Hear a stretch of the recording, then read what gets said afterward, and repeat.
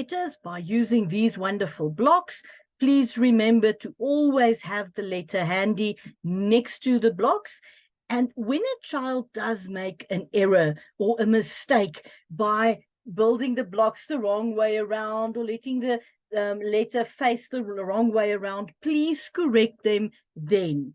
Don't wait until they are done and they've experienced the whole thing.